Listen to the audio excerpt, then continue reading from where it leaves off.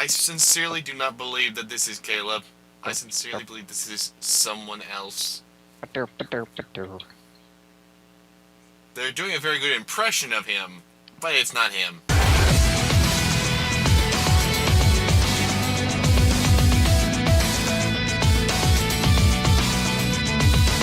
Welcome, ladies and gentlemen, to the Artistry and Games podcast. Just four guys talking about games and why we play them. Joining us tonight is Caleb Soapbox. Hello. Elijah Skellington. Mr. Harrison. And Hello. myself, Christian Maxwell. And there are no strings on me. I beg to differ. That was the cool thing. I liked it. Gerard is sitting over here playing with strings like a puppet master, so I beg to differ. But yes, ladies and gentlemen, if you haven't figured it out, the new Age of Ultron trailer came out, and it was awesome, and I am excited for the movie. As a big fan of the original the Avengers 2, I'm really excited for it, just on the basis that we get to see more of these really cool characters doing really cool things. Though it has been plot synopsis. Hmm? You just get the plot synopsis of every Avengers movie. Yeah, it is armor. Really cool characters doing really cool things. Yes. I saw the Hulkbuster armor. I'm really, that's gonna be fun to see. There have been many fans who've been sort of taking a note of it. It's like, well, it looks like it's gonna have a lot of darker tones to it, which happens a lot in many trilogies. Do you think that this might be a detriment to the Marvel Extended Universe, that they're trying to go to this darker place, or do you think that it's won't really matter too much because they'll still do the comic booky fun stuff that made Avengers as, I don't want to say prominent, but as much of a breath of air as it really is? I'd say it makes sense if they're gonna make Bloody Well Captain America 3 be the Marvel Civil War. I think they're pretty much going, yeah, we're going dark now. Well, the Age of Ultron comic arc was pretty bleak, so it would kind of be, it would be really weird to have a really lighthearted movie, considering the bleak source now material. Everyone's breaking up. It'd be like now everyone is breaking up. I just break Harrison up with just all said of he's you. getting everyone breaking up on his end. What is going on with Skype tonight? You never know. But You were what saying? interests me is this casting of Ultron as James Spader, which is really terrific. Yeah, he's got a really cool voice. He's terrific in the Blacklist. Oh yeah. Has he been in anything else? Because I don't recognize the name. Stargate. He's been in Stargate. He's been in a lot of theater shows and a lot of movies. But he Stargate was the movie or Stargate the TV show? the original Stargate movie with Kurt Russell and James Spader. He was the scientist guy that decided to stay at the end. Daniel, right? Yep, that's him. Yeah. He has a never seen very the guy in distinct anything voice, then. like Christian said. He has a very terrific voice that just fits the role, I think. You know, So, the tweaking did of the anyone robot part helps a lot too. Did anyone know that the song that they're using in that trailer is actually seriously from Pinocchio? Yeah. Yep. I've no That's the strings fight. and now I'm free. It That's was those- kind of, it was a callback. That's fantastic. It kind of fits with Ultron, Ultron being a robot that I believe was created by Reed Richards in the comics. In the Which comics, is- this time he's going to be created by Iron Man, apparently. Tony Stark, yeah, because Fantastic Four is not a license Marvel has, so they have to make it work with what they do have. No, They don't Um, because I it's a think robot that- and it does robots. Well, what I'm interested in Days of Future Past, I know, they actually have Quicksilver in the movie. And he's not Magneto's son, so they change it. But still, Quicksilver's in the movie. And now in the Avengers, we have Scarlet Witch and Quicksilver, which is interesting because they Marvel Studios can't have any X-Men. Like, they can't have Wolverine or Storm or a lot of these characters because Fox has the rights. but somehow they're getting Quicksilver and Scarlet Witch. So I'm wondering how that worked out. Because they're a member of the Avengers also. Both They're- of them have been at some point, and also because apparently in Agents of S.H.I.E.L.D. they're building up them as miracles. That's what they're basically going to be calling mutants until they can call them mutants. Well, considering Scarlet Witch, she kind of is. The whole House of M stuff, yeah. If we There get to is- see that made, that'll be interesting. There is, I think they have the stipulation that they cannot actually refer to them as mutants, so they have to refer to them as something else. So I guess miracles is sort of the best. Well, it's not a like being told that your child is a miracle is not. Yeah, I already know that. No, wait, he's a miracle.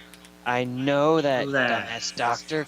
No. I mean a miracle as in he's going to burn your face off. That's not miracle-esque. That's He's like, wait, more how do you know you satanic. can burn my face off? The child's eyes suddenly come alive. He's like, no, I'm a super genius at birth. And he's like, oh, okay. This just got weird. Yeah. Not exactly the best term, but barring the fact they can't use mutant, not a bad substitute. They could They just could have say, spent a little more time brainstorming, though. yeah. Well, they could have just, called them the Guardians, You know, and, they could have the Avengers Tower be the Tower. they could call them gifted, gifted, unique. There's all sorts of words that would fit. Genetic anomalies. I like that. That actually makes sense. Anomalies actually sounds sounds more mysterious and actually has a negative connotation to it in a sense. But 'cause considering how mutants are treated in all the X-Men lore and pretty much everything, why would they call them Mutant has miracles a when they negative all... connotation also. Yeah, they treat them like shit and everything, so why would they be calling it miracles? Oh, wow, you can fly? Oh, cool, we're going to kill you now if we get your hands on you. Yeah, No. but I think you can fly, you can. Never mind. anti-aircraft guns win. Yeah. It's like, oh no, my child is stuck on that 100th floor of this burning building. Don't worry, I'll save her, ma'am. Oh, you saved my baby. That's what you get, you winged freak. Oh, okay. Yeah, miracles. I don't feel it's too happy-go-lucky. It doesn't fit Nice. with the. I don't feel like the feeling of the whole Avengers thing either. I think Anomaly would fit better.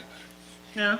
Anything besides miracle, just that's what you call stupid, sappy sports movies.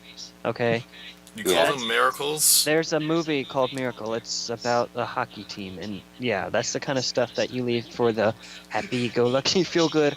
I actually all the remember that feels. one. I never saw it, but I just thought of it. It's not a bad name for that particular story, just on the base.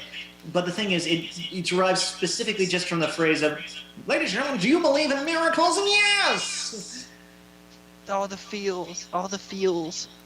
which Oh is my goodness. Christian, you have tapped into the voice of the news guy from Gravity Falls. Oh my gosh. is this a good thing? Well, it depends. He is the most pathetic character in the universe, but Then he this is is also, not a good thing. But he's also one of my favorites. Wink. Well, that doesn't mean much. That, You're my favorite person in the whole world, but you're still really pathetic. it's like Oh, one. gee, thanks. It's like one times pathetic is still pathetic. That's the true embodiment of a backhanded compliment. Thank you, Elijah. I think I heard the audible slap on that one. You got the voice just right. I'm not insulting you, man. I never Elijah's thought I'd just actually hear jealous. someone I know actually get that voice right. Elijah's just jealous because he sounds like a squirrel on helium most of the time.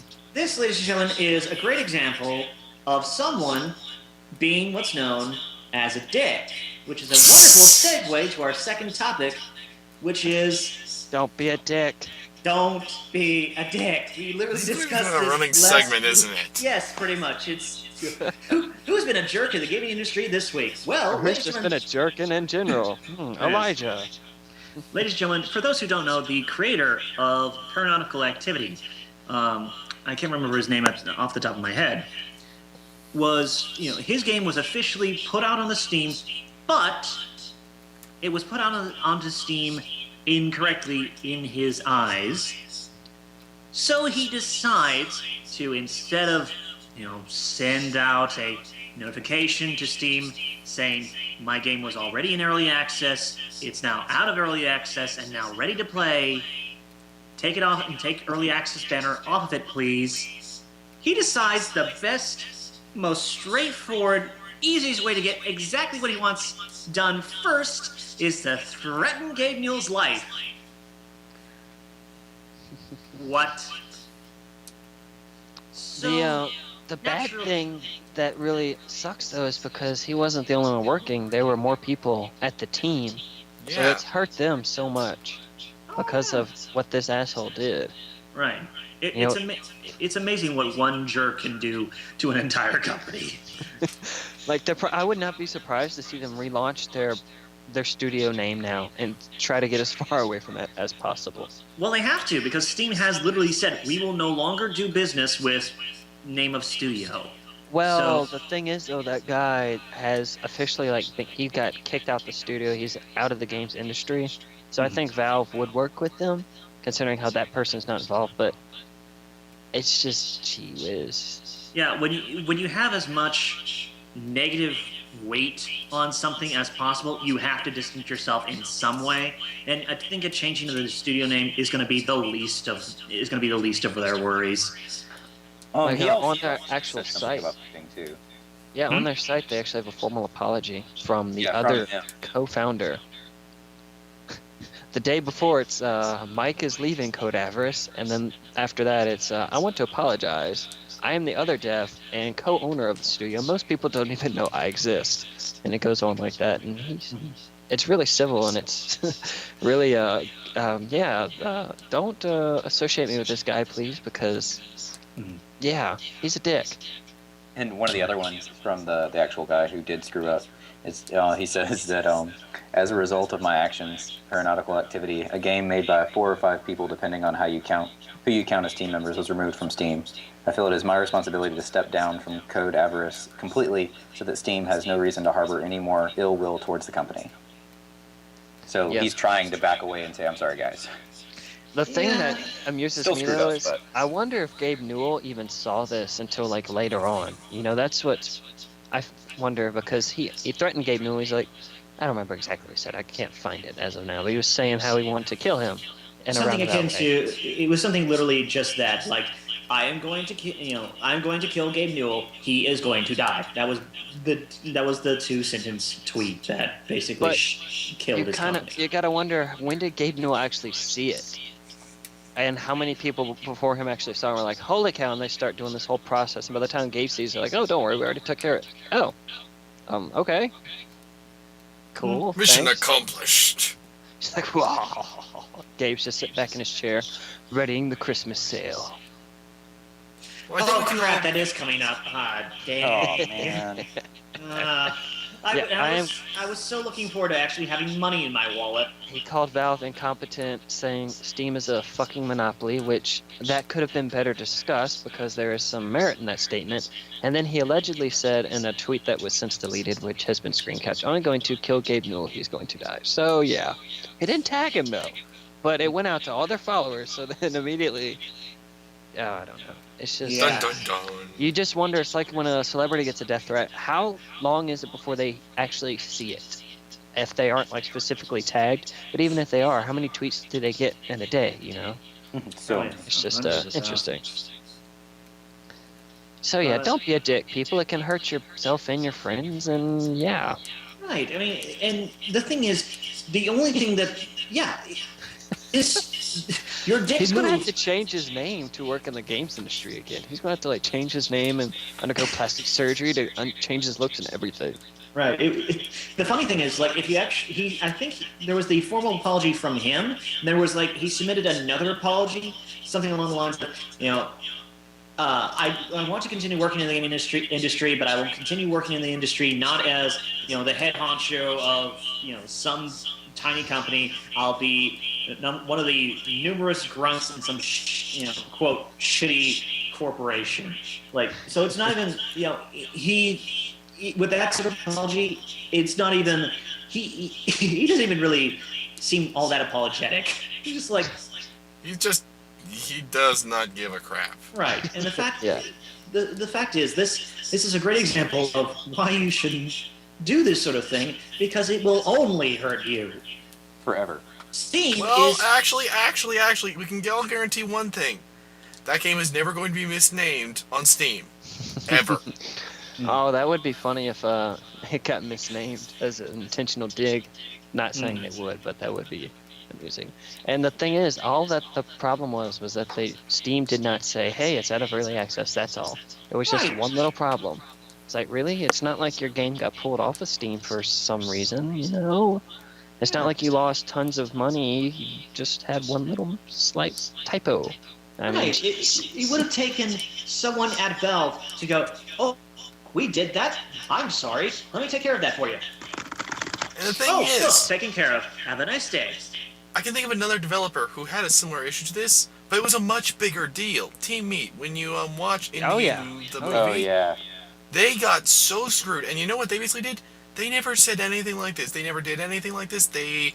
All of their things was like, "Where's the game?" And they but just that they was with kept trying to- that was with Microsoft though. Yeah, and it Yeah, showed him but calling still. them like, "Hey guys, this is supposed to be here," but he didn't Exactly. publicly They do anything. did the right thing. They contacted the publisher and were like, "Okay, where is it?" Now, then again, if they had contacted the publisher and they kept getting the workaround, I would think that it's okay to take to Twitter and voice your opinion in a professional yeah. manner and be like, "Hey guys, our games, we're trying to get it out. We know you're ready for it. Tweet up to Microsoft and ask where you can buy the game at. Let's get their attention. Don't say, That "Hey makes sense. Microsoft, I'm going to kill Bill Gates," because Bill Gates would just look at it and go, "Lol, that's funny." GG scrub and go back to playing League of Legends or something. Actually, what'd be kind of funny is if Bill Gates actually took up the challenge and he just arrives in like a battle net made of money. You want to go? He's in a battle mech backed up by a warthog and a pelican. He's like, "What you got, bro?" They actually do have They do actually have real world warthogs. I could see him owning one. He's like, "That's what I thought. Go home, boy." "I don't have a home. You just blew it up, Mr. Gates." "Well, that's not my problem." Walks off trailing dollar bills everywhere. That would be kind of interesting. But That's a before game we idea right there. before this topic just consumes the entirety of the podcast like some enormous parasite that we must eventually pop off or go into surgery to have Cleanse removed. the parasite. Andrew Ryan calls for you. It burst out of Elijah's chest. Actually, that's a half decent segue to chest bursting horror games. So basically, Only the chest top- bursting ones? I thought it was supposed to be all of them. No. This is going to limit my material so much. All right, fine. We'll do the whole horror game genre. Caleb, Elijah, maybe Harrison. This is where your guys. I'm gonna hand the ball to you guys because I don't do horror. I have the ball. Yes, you have the ball. I'll be taking it back soon, but use Blue the team power of has the dropped ball. the ball. Blue team has dropped the ball. Red team wins. Use the power of the ball wisely. So, what exactly constitutes as a horror game? What have been your big favorites, and what have been some recent games that have come out that have qualified or done something new in the horror genre? What do you guys think? My favorite was Amnesia. Dark Descent or Machine for Pigs? Dark Descent. I didn't play Machine for Pigs. Little piggy, little piggy. Every For time I me- hear that, I think Nine Inch Nails. Pretty much, a horror game is something that genuinely is trying to unsettle and unnerve the players. That's a pretty much guaranteed thing. But other than that, my main aim with playing a horror game is a lot of the ones that I like have really deep mechanics, and that's why I like horror games. It's like Dark Souls all over again, where I know I can put a lot into it, which is why my favorite horror games are like Fear and Dead Space and Silent Hill Shattered Memories, which I know in some respects is simpler than the other two I just mentioned, but it's got some of its own little intricacies and things that I like. So you play horror games mostly because of the more intricate and usually well-devised gameplay. Well, Exactly. he has to use those adult diapers he bought for some reason. So what better way to use them than to play horror games, right? No horror games other than very recently have actually managed to unsettle me. Alien Isolation and Darkwood pretty much hold as the only horror games that manage to even vaguely prick my skin, if even get slightly under it. Most horror games, nothing. Nothing whatsoever. I've tried playing Silent Hill 1 on my PS3 via PS Classics, and it's like, okay, it's a decent little game for its time, but I am in no way scared by any of this. Hmm. And the same goes for Resident Evil. I get that for its time, the dog was scary, but when I look at it, I just see something that looks incredibly silly. Did you play it on the PlayStation 1, though? Or did you play the GameCube remake? Because the GameCube remake is heads and tails above the original. I've gotten to see the PlayStation 1. I've not gotten to see or have my hands on the GameCube 1. But I've seen a little bit of the GameCube 1 due to the whole current coverage of Resident Evil by Game Informer, and I'm still just... I'm amazed how well it holds up. It really still looks great. You know, all things considered. The controls are awful. No, the controls, I mean, that's just part of it, though. No, you don't have... You can Bad controls convey... are just part of the game. Well, they were designed at the time because they were made with pre-rendered backgrounds and not with the camera like Resident Evil 4, where the camera, that was the first game to really... This huge major game that had a third person over the camera, and yeah, thanks to you, now we have all these crappy third-person games, but I'll take it because... And a bunch of good ones. But the thing is, they made it pre-rendered so that that's what helps elevate the tension in some areas, because, especially in Silent Hill 2, you know, the radio has that static whenever monsters are near. But the way the camera was situated and the way the rooms were laid out, you couldn't always see them. But you knew they were there, and then you would hear their shambling, their growling, or you would hear the static, but you wouldn't see them. And that's what helped elevate the tension, whereas in Resident Evil 4, if you got hit in the back, it's because you missed an enemy that you weren't paying attention to. You know, and you could easily turn around and dispatch it. I'm still gonna say but no. Silent Hill really 2 actually had the option for the true tank controls, and then they had actual controls that we're used to nowadays, which is I find interesting. Yeah, At that least is an interesting on the HD collection, I can't speak to the original, I haven't played it, but on the HD you could actually do the tank like Resident Evil 1 tank controls, or more free roaming, which I found was very interesting. For me, if you make tank controls, it just makes it more difficult and more annoying. The best part about Alien Isolation is not because, oh, I can't see the alien always, or, oh, I can't do this or that, because you are really free and flexible to do what you want. Flexibility is a lot more terrifying than people give it credit for. Everybody seems to think the more you take away, the better a horror experience is. No! Some of the best horror things I've seen, you have an immense amount of control. And because you are in charge of managing all that, it is much more worrisome. Because you know that at the end of the day, it still means shit all against the alien in some way. Exactly. It makes it have effort. You can do something. Yes, we have given you the power to do this. It's still going to do jack shit for you. That is a hell of a lot better than saying, oh, well, you're just a moron who can only run around and hold a lamp, who can't even pick up a freaking hammer that he sees on screen. The thing is, the reason Amnesia worked is because they designed the whole game around this concept of you being powerless, and they had that insanity mechanic where you weren't supposed to see the monsters that much. Oh, the insanity mechanic is brilliant. And they did it. They made the whole game around that. Nowadays, you have, of course, you have at least copycats that just see what a game does and ape it, and they don't understand why the game was successful in the first place. So they just have, oh, you don't have any combat because that makes it terrifying. It's like, no, I'm annoyed because this isn't scary at all, you know? Exactly.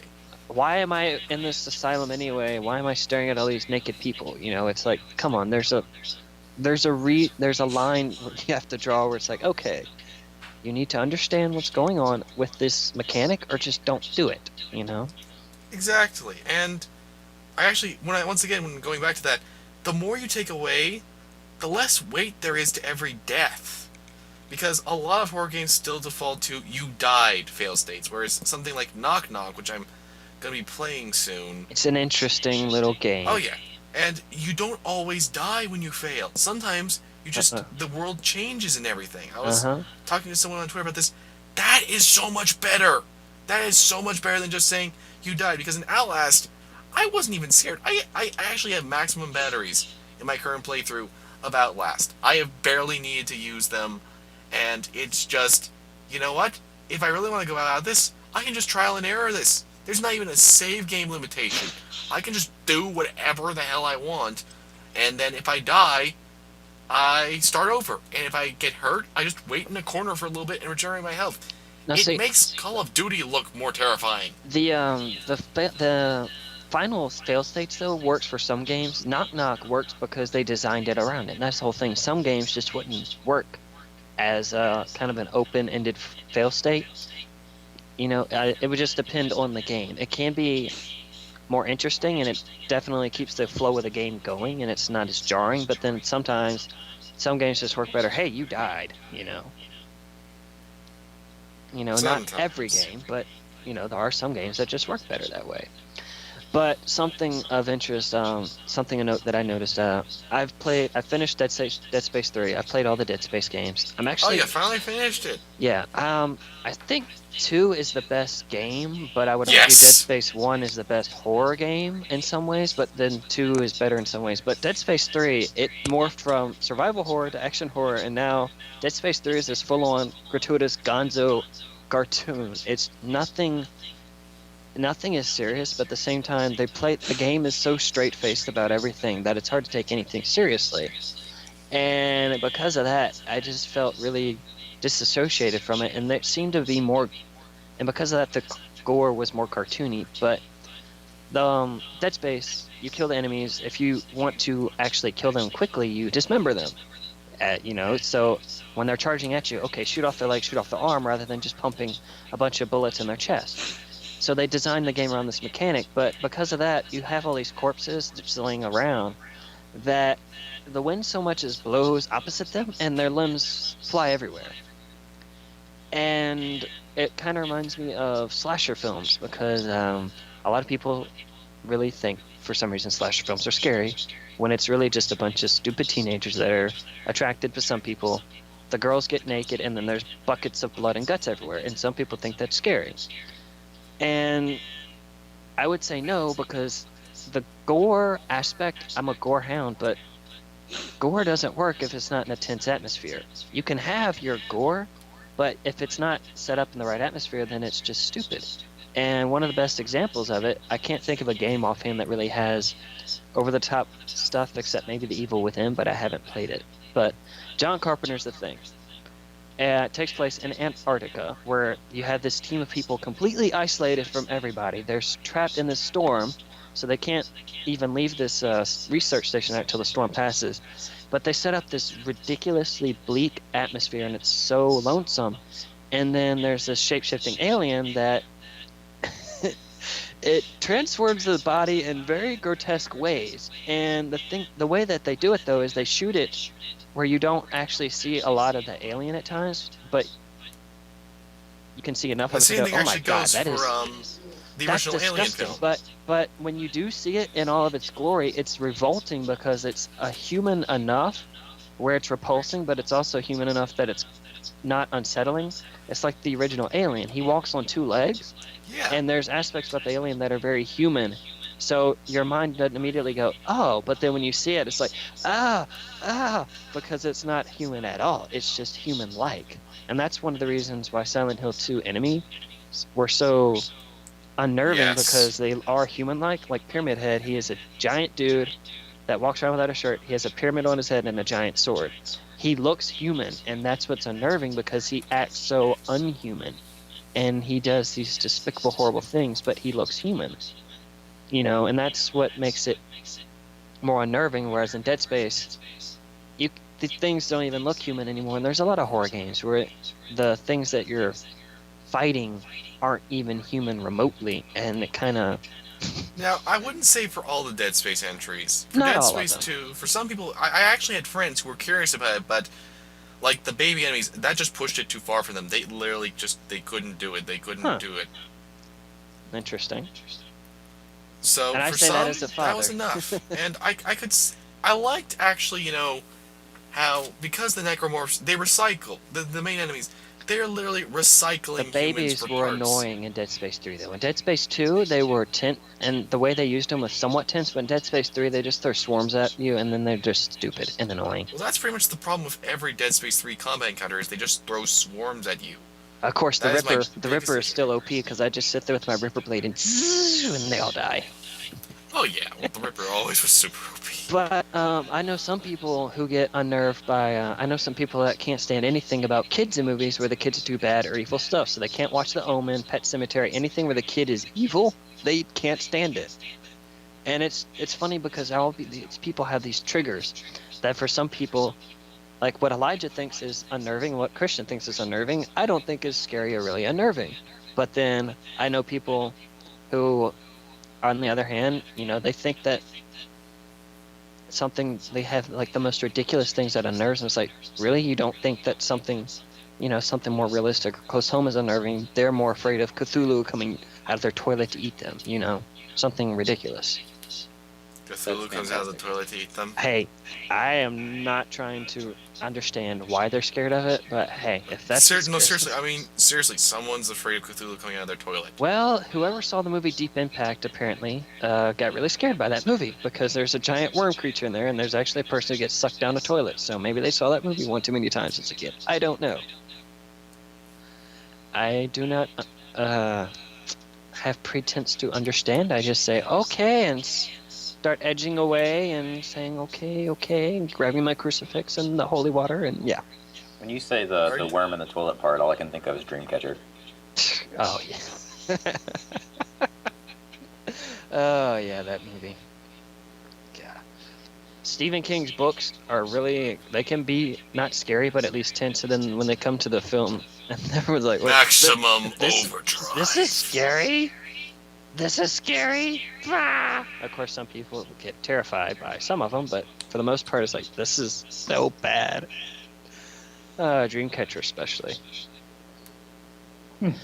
But I would say that actually my favorite horror game is Spec Ops: The Line. And it's an unconventional pick because most people think horror is, you have to have asylums and you have to have monsters and stuff. But Spec Ops: The Line, you are the monster. The scariest part about it is that in a way you do all these atrocious things, and it's realistic because humans do some really shitty stuff. Humans are shitty in general, yeah. Slipknot said it best. People equal shit. And, yeah, we kind of are because we do some really terrible things. And the worst part about Spec Ops is you have all these people, and they're human beings. They aren't monsters doing these atrocities. Or it's you doing these. And you really are the monster. Exactly. You are a horrible, horrible person. That's what makes it more unnerving. It didn't really scare me, but it was the most unnerving game I think I've ever played because it really puts you in the shoes of that, in that position. And the next one would be Sanitarium. But that was unnerving for a whole other host of reasons. But Spec Ops is still one of the most unnerving games, especially people who actually sit down and play it, and they get past the whole, it looks like Call of Duty or Gears of War. No, it's actually a really sophisticated game. But they built it that way on purpose to lure you in. Exactly, because then all of a sudden it hits you out of left field, and you're like, holy shit! You're supposed to feel like you're playing one of those. Yeah. And see, I know some people complained about the controls being loose, but I kind of wonder if they didn't make it that way on purpose, because if they made it too tight and made the game fun, how many people would actually miss out on more? That's what I was actually trying to bring up. I actually enjoyed playing it. I've actually replayed some of the levels and done the co-op solo, and I know that you're probably thinking that I'm crazy, but it actually wasn't that badly executed, and I think that helped it in my respect. It was kind of like, okay, I enjoy playing this, but the game is taking me on, so when I was first playing through it, it literally was me versus the game for like the 5 hours I spent getting through it the first time.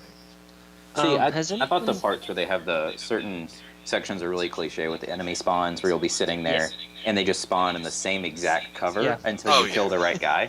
You just sit there and you're like, where are all these guys coming from? And you get really frustrated. The thing is, the game, Costco. That's one of the games where I recommend playing it on easy just so you get the narrative, because the gameplay, in some ways, it was really retro and not in a good way. Like you said, the infinite monster closets, those are really stupid, but just playing it on easy and just getting through the narrative, it's one hell of a narrative. It's like up there with BioShock as far as usurping players' expectations, and I'm really disappointed that people don't that a lot, and the press really ravaged it in a lot of ways, and it's weird A lot of because the press just didn't want to give it the time of day. the press just like didn't understand it, and then you hear them raving about these other games. It's like, no, there's a great game right here. You know, Well, I think Bioshock's some of that great, comes. but you know, Spec Ops. Yeah. Anyways, continue, Harrison. I think some of that comes from the fact that a lot of the reviewers or critics, they don't always get a chance to play all of games. They just have to like play the parts enough to get a feel for it and see what kind of game it is. I hate And when then- people actually do that, though. Yeah. Yeah. I mean, I understand that there's deadlines and everything, but you are reviewing a game and telling someone whether or not they should buy it. Unless you are really pressed for time, you should not be half-assing it. Exactly. I just feel like that happens a lot. It It does. happens way too much. So the I ones that know. didn't completely play it don't understand. They don't get the point. They don't see what it's Or actually. they worth. just went in with this mindset of, oh, it's a generic third-person shooter, but then they play through the whole thing and they didn't like get it. And I'm like, how do you not get it? I didn't know what was going on when I went into it, but I got it, you know, and I Yeah. wasn't expecting what I got. I think the ones who said it best were in extra credits. I think he said, "I'm not sure how they get this made. If they just lied to the." No, apparently the 2K was publishers." super in favor of it. Like, I mean, like, really, they talked to them and, you know, they're like, these all these guys other have some things. balls. 2K's always had balls. It's why I like them. No, They'll publish Jaeger. pretty much anything so long as they have confidence. behind it. Jaeger, the guys that actually developed and pitched it. But yeah, 2K for publishing it, but Jaeger just for pitching it Oh, in yeah. the first place and And saying, you know how hey. much study it took to make that accurately? They had to study all the PTSD stuff and everything.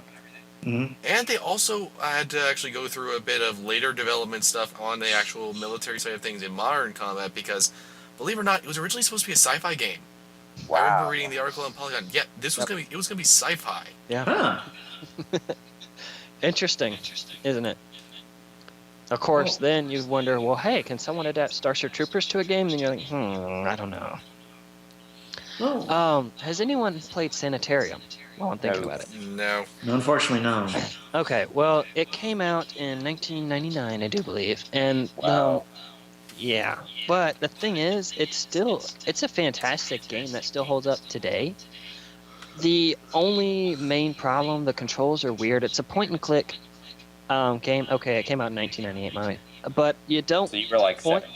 You don't point somewhere and you move. You actually have to hold the cursor and like move your mouse and to direct the character. So the controls are awkward, but they make such this fantastically realized and unnerving atmosphere because you start off this game, you're in it, you have amnesia, of course, because why not? And you're in an asylum and you have bandages so you can't see your face, but the asylum is weird for asylums.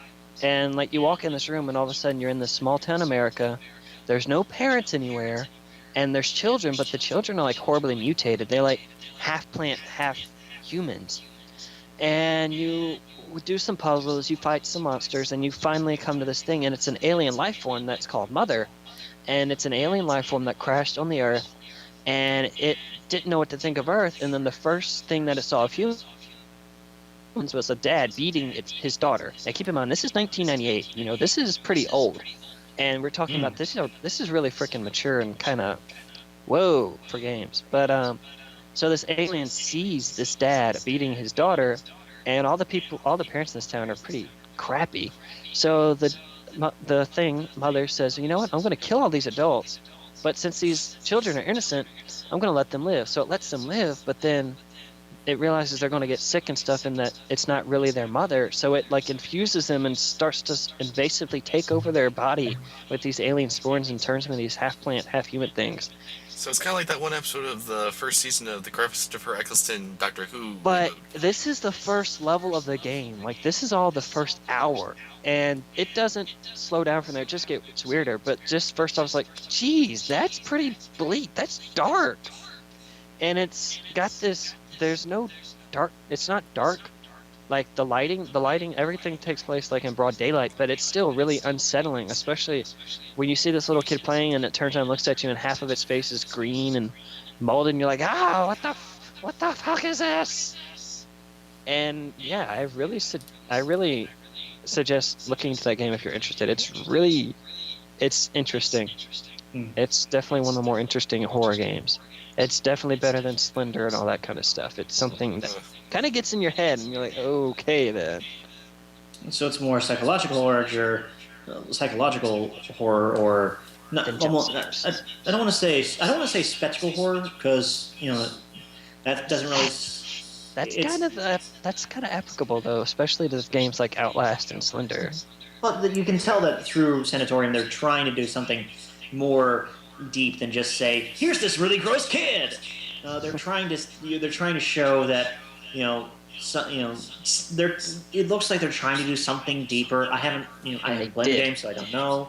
I might look it over Wikipedia and just read through the plot because I'm not gonna lie, now I'm really curious.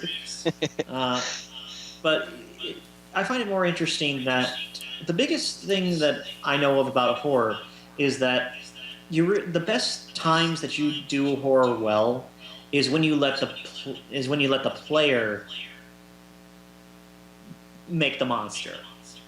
As Like in, Spec Ops. yeah, have the player do your work for you and let them have the whole, you know, have them fill in the gaps of Right. what made that That's noise. why text horror, and that's why Lovecraft is still popular because Lovecraft leaves most of it to the imagination. These old ones, he can't describe them. The guy goes insane from looking at them, and that's what makes it great because it leaves it up to the reader to fill in the details of what this thing looks like, what's going on. Your worst You- possible imaginable thing. kind of like Monkey's Paw, that's less up to the reader, but there's still elements of that's up to the reader to kind of see what's going on.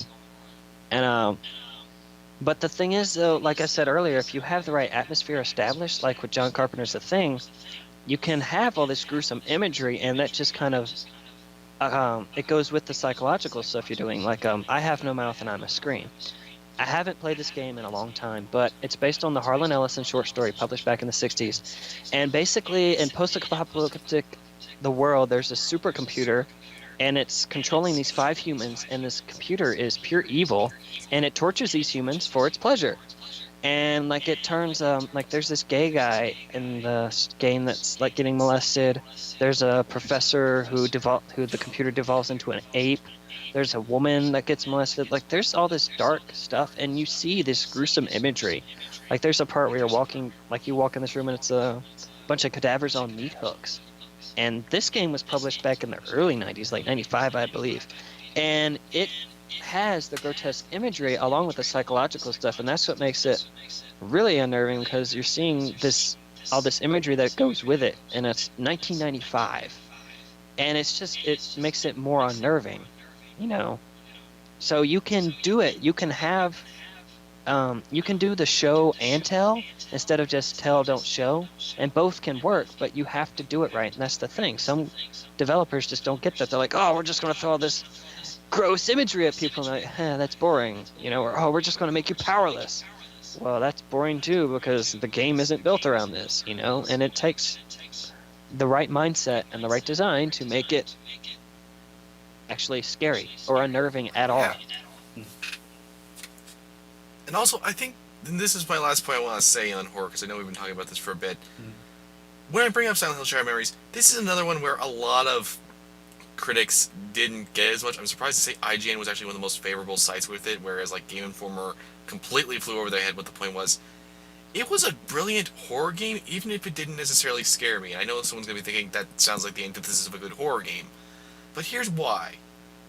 I think you can really do a good horror story without necessarily having to scare someone. Getting them unsettled, freaking them out, making their head spin, making them try to feel like it, giving them that sensation, at one point, literally, of falling infinitely, trying to figure out this conspiracy and mystery about what is going on with your daughter, what is going on with reality, why does it feel like you are completely out of sync with everything. It just does it beautifully. And it feels... I imagine if this had been a short story in a horror anthology, it would have just been taken as a fantastic, solid little number. And I'm glad that it's a game, because it actually does adapt somewhat to your opinions and everything. There are a few instances where it's like, no, I was just trying to read that, I didn't actually want to see that, or that it's not actually who I am as a person, but the majority of the time, it's pretty good, and the psychologist elements were great, and that's the only game I can think of where not being able to fight my enemies worked because you could still shove them off and you could use flares tactically. It was more like an adventure game sort of danger where if you were smart, you didn't even have to worry about it. But if you weren't smart, you'd have to pay for it. Yeah, I can kind of see And more that. people should have played that thing on the Wii, or hell, even the PSP or PS2. More people should have played freaking Alan Wake. I mean, gee whiz, talk about creating great atmosphere. No, that one even still got more than Shattered Memories. Yeah, I know, But but yes, more still. people should have played it. Yeah, no arguments. Then we'd It's have just- Alan Wake Season 2 instead of Quantum Break. And, you know, it's just always a shame where you see all these games that do well or that people rave about, and then there's all these undiscovered gems that either don't do well or people just didn't give them the time of day. It's like, why? Ugh. We may never know. That is it. Well, no, Question. we know why, because people are stupid, but hey. And because people are way too quick to make judgments about certain things. Yeah. It's like, oh, look, I know what this game is, and then blah, blah, blah, blah, blah. Moving on, let's talk about something else, though, that continually confuses us. Okay. Why are there so many re-releases of Grand Theft Auto San Andreas? For those of you who don't know, Because that's the it was already best Grand released Theft as Auto a game. classic, but it's gotten an HD re-release now on Xbox Live, and it's like, I've gotten to try GTA 3. For its time, it was impressive, and it's not like it's a horrible game, but I don't know why you still need to buy it so much. You can even get it on your phone now. Yep. Why are we buying this game again? It's really good. People like playing it. It's got a nostalgia factor, and people are still willing to buy it. So they're gonna. But you already own it in like 3 different ways. So apparently, some people like playing GTA San Andreas on their phone. So apparently, they're gonna buy it. If you build it, they will come. If you can put it out to market, someone will buy it. But the thing that bothers me is you see all these games that do get re-released, like Beyond Good and Evil got re-released in HD, and that's one of the, sadly, like the most underperforming games sales. And Okami too, they did really well critically, but sales they didn't match them. I own like 2 or 3 copies of Beyond Good and Evil because I want to support. Bought it. I have it on disc actually. I got it actually for $2. I got it cheaper than any of the digital versions. I have the HD version on my Xbox, and I have it through GOG. I've bought it multiple times. I've also purchased Psychonauts. I've purchased several games multiple times, but it's not because, yeah, I like the game, but it's to try to show its support. You know, you see games like San Andreas, like, look, obviously it's still the best Grand Theft Auto in a lot of people's minds, but do we have to really keep re-releasing it? Why don't we release games that, you know, actually kind of deserve a re-release? Or, you know, something, instead of just re-releasing this? Yeah, because like I could understand if It this is was just like an another upscale of Bully resolution release, too, because right? It's not like a total rework. Scale of resolution. Bully, only got so many releases, and that's a Rockstar game that people, somehow still haven't experienced. But everyone has pretty much played some amount of Grand Theft Auto 3 at this point, unless they've never owned any of the platforms that it's been available on. Well, actually, here's a better statement. Everyone has probably played some form of GTA. From what I understand, I haven't played GTA San Andreas, but I did play the original GTA 3, and then I also played some GTA 5. There were some gameplay differences between the two, because there is some innovation between 19. When was I playing GTA 3? Probably 1998 to now. There has been some innovation, but it's still the same core gameplay. You're a psychopath with a gun, and you can steal cars, and you have grenades, which are awesome, and you can just throw them, blow them up. And you do criminal. You're basically the bad guy. You are the crooked criminal. Right. That's so why why? it's fun for Or most people. hey, Recap. cousin, let's go bowling. No thanks, Nico. But Hey, let's go to the see titties. Yeah, that was all I got out of him. all right, but it's why do we keep on? I know the answer to this, but the question is, why do we keep on seeing these types of games come out and out and out, where it's just a retread of the same stuff, just with a slightly more HD skin. And the fact of the matter is, people just enjoy that type of thing. It's more of a cathartic game than anything else. So it's just sort of like, why can't we get games like Beyond Good and Evil to get more praise and more traffic? I guess. So you're saying we have to. So what you're saying is we have to kill the Batman. But my God, the bees.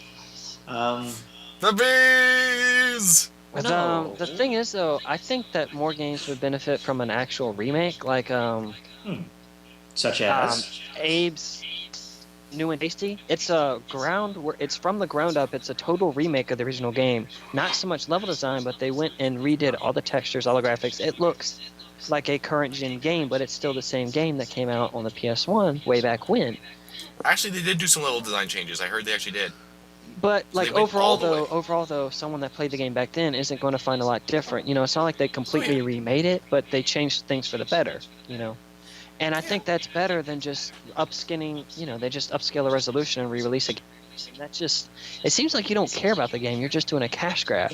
Whereas Just Add Water, they're like, look, guys, we really care about this game. As obvious, we're going back and making it from scratch, pretty much. So that shows a level of dedication and a reverence for the source material, rather than just like the Silent Hill HD. I didn't realize that collection was really crappy until after I had gotten it from somebody. So it's kind of like, ooh, it seems like they didn't really care about the games at all, which are some of the best horror games around, and instead they just wanted a cheap cash grab. And it's like, you gotta have respect for your own properties. Yeah. Yeah, and we actually would benefit a lot more from full remakes like what you're saying with Abe's. And I'm also thinking of Halo Anniversary Edition because, and Yeah. this is also a little bit to mention on something I wanted to talk about. When you look at the Halo Custom Edition community and Halo Anniversary, these are both passionate efforts by fans of the product who are like, you know what? We really like this. We want to make a ton more of it, and we want it to be fun but still be approachable for new audiences. We need more stuff like that because they actually tweak things, and Halo 2 Anniversary is going to actually be re-including the actual regular assault rifle in addition to letting you use the BR and SMG. They're actually finally doing that, which, you know, 15-year-old me a long time ago would be like, finally! A long 'Cause I was so time ago? pissed off they got rid of my favorite rifle. You young one. 5 years ago, more like for you. Just would be, it would be fantastic to see more things done like that. I agree. Well, maybe as all of these games that have already been done and remade and remastered and stuff like that. Maybe as that list dwindles, we'll start getting more games that deserve a remake getting into the list of, all right, let's go ahead and, this one's slated for remaster now. Let's do this one, That's So, I have breaking, earth-shattering news. Uh-oh. Hatoful Boyfriend, the dating sim from Revolver Digital that stars pigeons, it is a psychological horror game, according to Wikipedia. Okay. I'm really curious for the explanation here, Wikipedia. I actually, though, from what I've seen, or what I heard, there's actually like a really dark, really macabre twist later on. I don't know what it is, but apparently it's like something like all humans are dead, or I don't know. Like, I think it'd be pretty horrifying if you're the last human alive and they've been raising you to try to be the perfect human, to try to, I don't know, repopulate the human race somehow through some bird magic, otherwise they're just going to eat you. Like, okay, it's the birds all over again, except they've taken over society, so it's Planet of the Pigeons. Ah! That's fantastic. How is that not a comic book yet? Get your damn feet off me. No, yeah. Get your damn dirty feet off me, you filthy bird. Planet. Oh, and yeah, they just Planet fly of over the the human shitting on them. Choo choo choo choo! The bomb is where to go. Target has been bombed. That would be- Going for the kill. Not to make a terrible one, but that would be a crappy way to die. Yeah. But I'm. You had to go there. Yes. Yes, I did. He has the T-shirt and the postcard to prove it. Shitty puns. But on that note, the birds though, The birds, those are pretty terrible ways to die. Hmm. It's like, oh, you got your eyes pecked out by birds. Ew. Ew. Yeah, no one wants to go in Birdemic. Birdemic. Lols. Actually, if that's the way the world would end, that would make my day because that would be the easiest apocalypse to survive. Stay. But it's an apocalypse. You're not supposed to survive it then. Of course, though, you have to watch out because the birds apparently explode on contact with anything. So, What? Seriously? yeah, like whenever they kill a bird and it falls on the ground, the bird explodes. I did not know So this. there's a part where they're at a gas station and they shoot a bird and it blows up the gas station.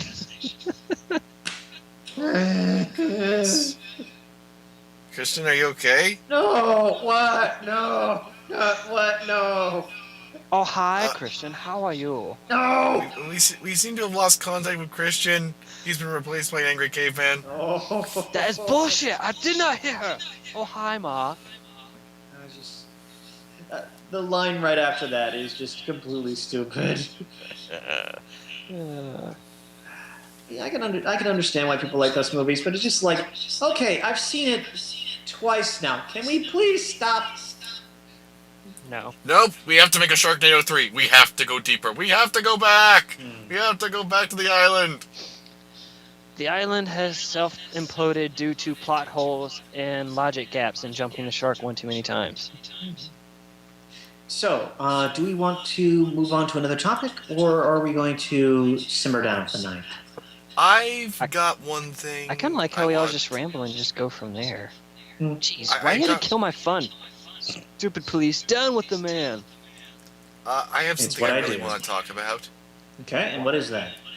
Phantasmagoria? Evolve. I want to put something very clear here. I've actually been trying to be very optimistic towards Evolve. He's lying. I really have. He's Mhm. lying. I am out of craps to give. I don't care if you're Turtle Beach. You can still make a horribly stupid design decision. And their newly announced progression system, okay, I'm going to burn our swear jar in this one. I have never heard such a more compression of bullshit in my entire lifetime. That's My swear jars? fucking gosh, what were you thinking?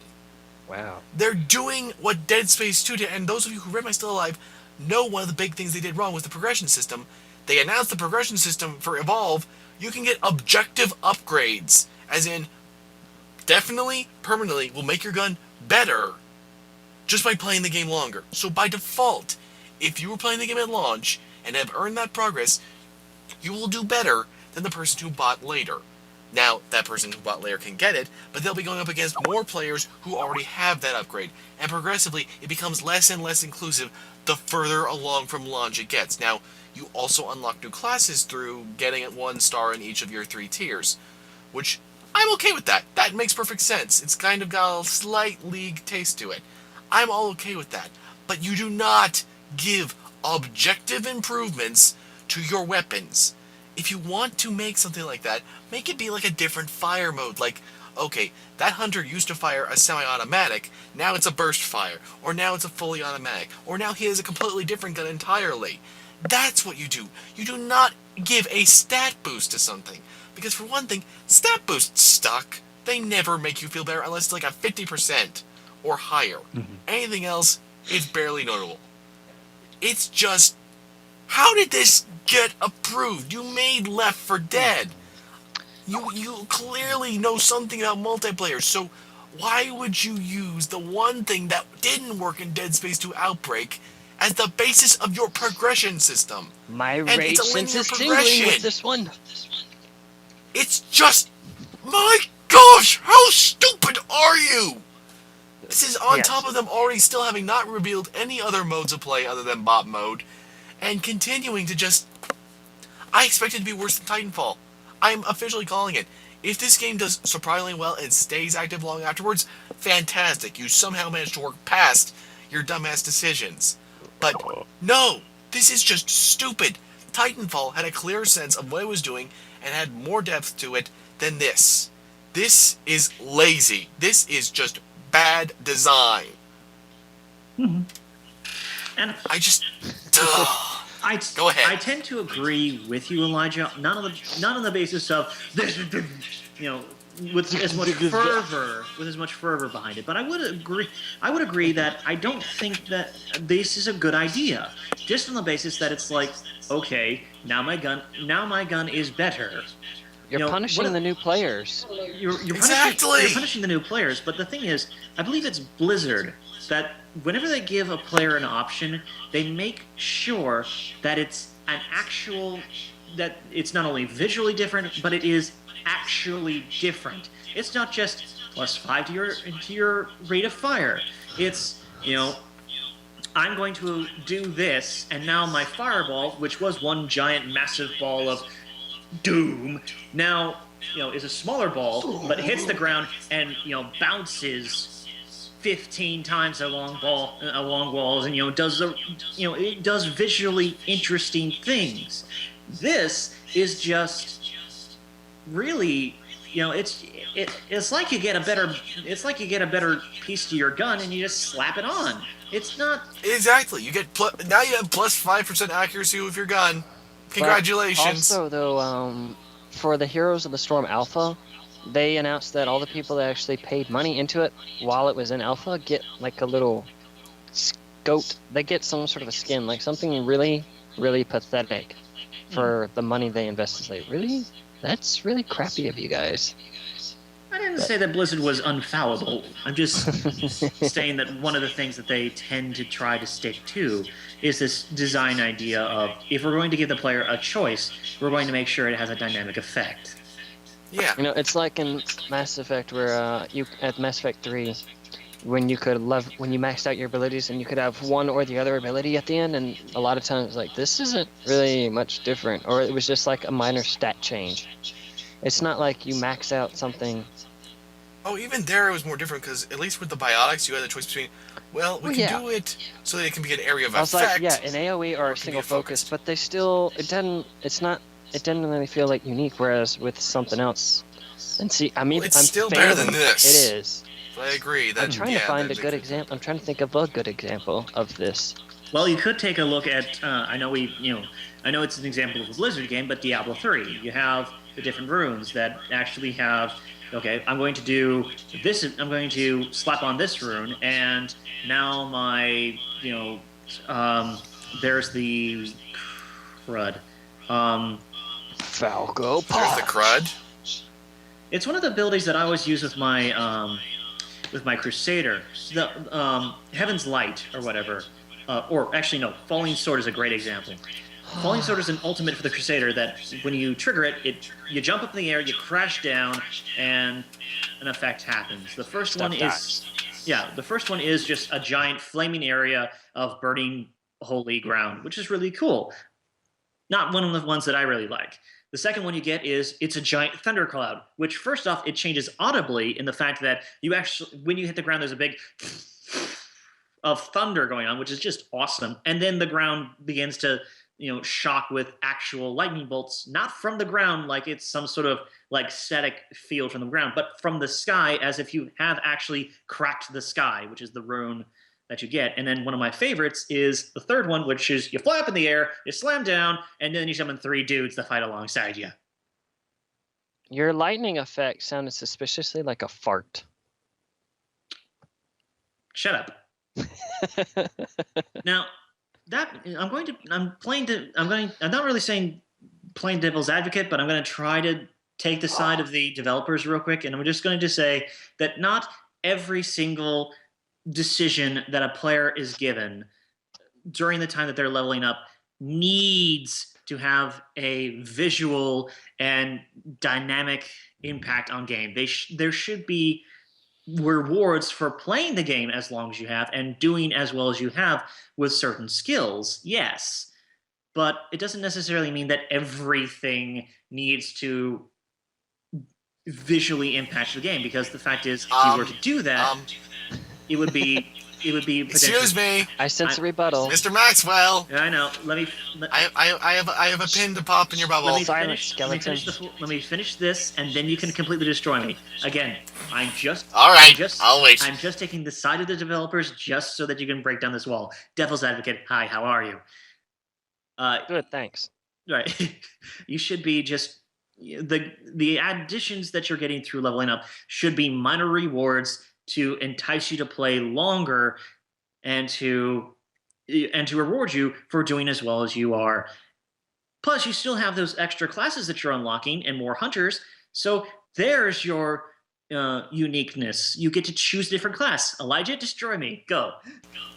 Okay, in reverse order. One, besides the initial 8 hunters, they're all going to be locked off as DLC. Same for the monsters, which is really bugging me. It's the more I think about it, the more it bugs me that they have announced that they're building their game around DLC, yet still charging $60. That really still bugs the hell out of me. That's just wrong. Like they said that they number built two- the game for DLC Caleb? specifically. It's greedy. Caleb? No, Wait for me here. no. And as to, not every choice needs to be a big deal. Okay, then make a bunch of choices. There are 3 stars for each thing. 1 for your character, 1 for their gun, and 1 for their class, from what I understand. That's all you got. So there's 9 upgrades in total for every hunter, and that's all there is, apparently. At least that's all they've revealed, and unless they suddenly unveil something new, I'm assuming that's all there is. And if that's all there is, that's 9 upgrades in total that you unlock. That is literally only 5 more than the Necromorph upgrades in Dead Space 2. I'm really not trying to harp on this because, for one thing, I do have an enjoyment from Dead Space 2 multiplayer, but this is the one thing they got totally batshit freaking wrong, and you're doing it worse. You could have done anything. I mean, really. You got all these counters with specific personalities. You could have had deep upgrade trees. The one woman even has an AI companion that helps hunt. There's so much. You could do like Borderlands. And yes, I know I'm saying something positive in relation to Borderlands too. That's the one great thing I always found about Borderlands is your characters were so flexible. And different. You could rebuild them all sorts of ways. You could do that here. There's no reason you can't. Lies. It's We charge just- it for DLC. It's just lazy. Exactly. It is so lazy. They would And have I to spend more really time on don't like saying that because I understand there are people at Turtle Rock that are working their butts off. And I appreciate that.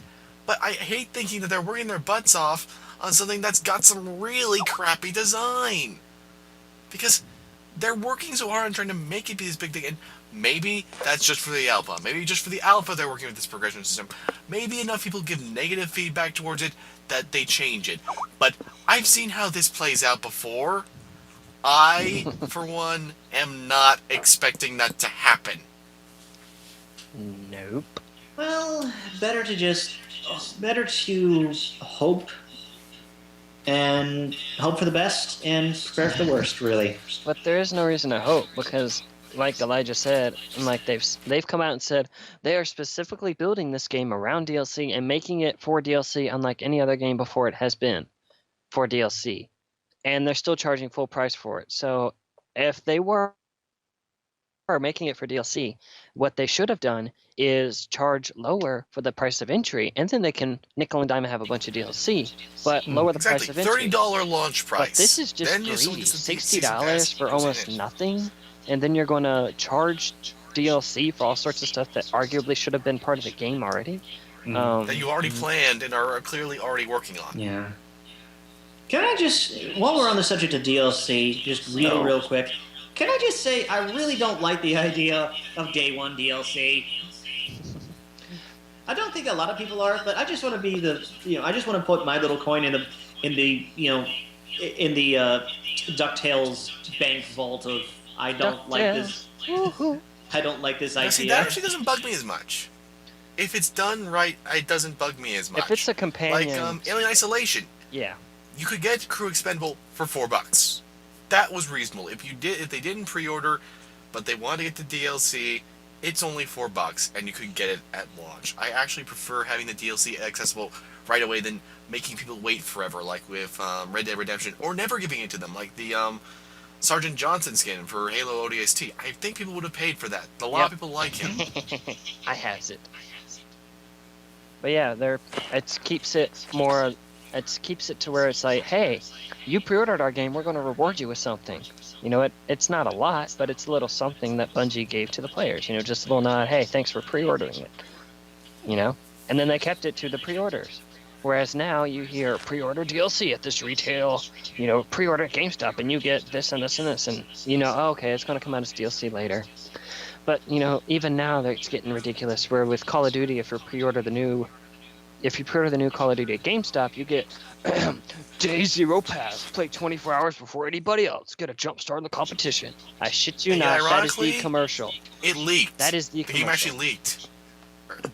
Like a week ago, it apparently leaked, and the guys revealed all the game's info. So much. Yeah, he's got day -7 access. So, in other words, this guy's on Bobby Kotick's hit list for when he summons his weekly seance. He's like, all right, guys, Yep. this guy needs to go. Go take care of him, my little demon gremlin spawns. Okay. Wow, how... And it's like when Crysis 3 or 2 leaked. It's like, how does this happen? My goodness. Same happened for Killzone 3 at the same time as well. I don't know. A lot of German developers suddenly, had a huge leak happen. I don't know. I guess they have some really disgruntled people working there.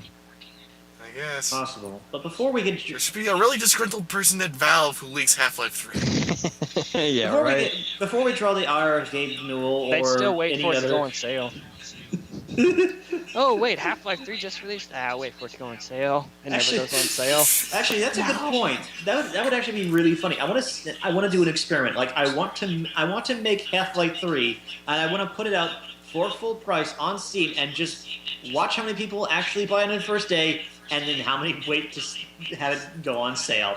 Of course, then you would be rolling in so much money that you would ignore the experiment. True. But I still want to try the experiment. The thing is, though, now at this point, we've been waiting 12 years for Half-Life 3. It's like, is this going to be a point where the hype has just going to overshadow the game? But then at the same time, if the game actually manages to come out and no one complains, which there'll be complainers, but if most of it is nothing positive, they're like, holy shit, Valve is just genius. They didn't show me. They are geniuses diabolically with Steam. They know what they're doing. They know how to manipulate us to get to our wallet. Which you are not doing, Steam. You have not gotten me to buy anything from you in forever. And for that, I say, have at thee, fool. You say that now. Strike at thee. You From say that hell's now, heart, I but strike at thee. Christmas sale. Yeah, I have $10 in my Steam wallet. I am ready. My body is prepared. Well, I've got sense. And I've got tons of GOG stuff now. all right. Yep, Well, yes, you do. while Caleb continues to prepare his body for the eventual Christmas, Steam sale. I'm surprised there's not a Halloween one. They usually did something. We should talk about the games we've been playing. Yes. The tension! I can feel it! Skeleton is not allowed to talk because I don't want to hear anything about alien colonial marines. Well, I won't list He wrote that an one about it. Even though That is it's very clear that I've still been playing it because I still like the community. It's like I told him, the world can only take so much praise about that game without imploding on itself. Oh, relax. All right then, Caleb. Well, since you're so adamant about not hearing someone, why don't you go first? He does like to hear himself. Yeah. Why not? How else do you think I developed this fantastic speaking voice? Sure, yeah, it's very fantastical. Well, since George's not around to be the sex appeal, someone's got to take up the mantle, and I don't see you feeling or able to fill those shoes, so... I've been playing more Awesome Knots in my free time, and I'm really, really enjoying it more and more, especially because you can finish most matches in 20 minutes or less. And that is so appealing because with most multiplayer games, that's why I don't play League anymore, because I really don't want to sit down and I'm going to be stuck in the game, and it always happens. I know I'm going to enjoy it, but I'm going to get stuck in a game, and then I'm going to lose, and then you don't want to go out on a loss, you want to go out on a win, but it's harder to get people to play right, and then you feel like you wasted all that time.